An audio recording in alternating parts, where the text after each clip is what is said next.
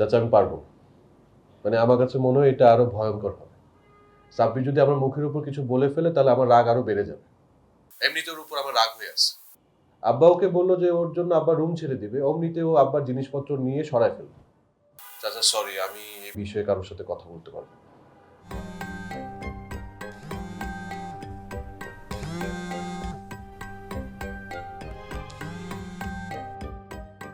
Hello চাচা।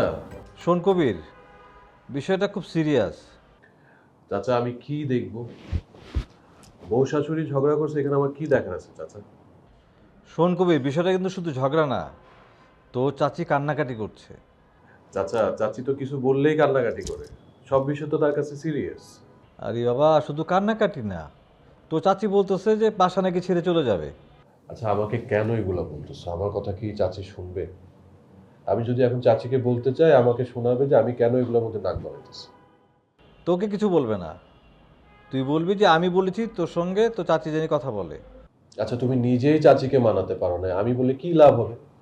আমি না কিছুই বুঝতেছি না। লাভ হবে বলেই তোকে বলছি তুই যে কথা বল। তোর চাচি বুঝবে যে বিষয়টা আমি সিরিয়াসলি নিয়েছি, তাহলে আমার উপরে রাগ কম করবে। তুই যে কিছুই বলবি না, তুই যে খালি বলবি যে যে চাচা ফোন করে বলল তোমার সঙ্গে নাকি মিথিলার ঝগড়া হয়েছে। তুই যে বলবি যে মিথিলা কাজটা ভালো করে নাই, একদমই ভালো করে নাই। আরে তুই না নাটক সিনেমা নিয়ে কাজ করিস, তুই বানায় বনায় বলবি কিছু একটা যে মিথিলা খারাপ কাজ করেছে। চাচা তুমি নিজে বাঁচার জন্য আমাকে চাচির সামনে ঢাল হিসেবে দাঁড় করাচ্ছ। ঢাল হিসাবে দাঁড়ালে অসুবিধা কি?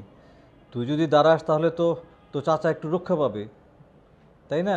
চাচা তুমি কিছু মনে করো না, আমি এই অভিনয় করতে পারবো না। ঠিক আছে ঠিক আছে, তোর চাচির কাছে যাওয়া লাগবে না, তুই এক কাজ কর, সাব্বিরের কাছে যা। সাব্বিরে যে বল সাব্বির আর মিথিলা তো চাচির সঙ্গে যে মাপ চায়, তাহলে তো হলো। চাচা আমি পারবো। মানে আমার কাছে মনে হয় এটা আরো ভয়ঙ্কর হবে। সাব্বির যদি আমার মুখের উপর কিছু বলে ফেলে তাহলে আমার রাগ আরো বেড়ে যাবে। এমনিতে ওর উপর আমার রাগ হয়ে আছে। আব্বা ওকে বললো যে ওর জন্য আব্বা রুম ছেড়ে দিবে, অমনিতে ও আব্বার জিনিসপত্র নিয়ে সরায় ফেলবে। চাচা সরি, আমি এই বিষয়ে কারোর সাথে কথা বলতে পারবো না।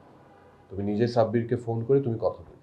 আমি কি অফিস করব, নাকি সারাদিন এর ওর সঙ্গে ফোনে আলাপ করব? তুই তো বাসায় বসে আছিস, তুই যে একটু কথা বল। বাসায় একটা সমস্যা হয়েছে বলেই তো তোকে বললাম।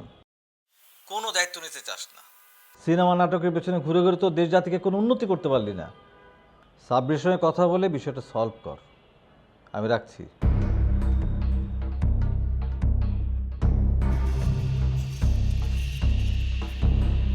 একটা কাজে কথা বলে নানা রকম বাহানা দেখায়, সারাদিন বসে বসে সিনেমা সিনেমা সিনেমা, কি ঘোরার ডিম করে আল্লাহ জানে।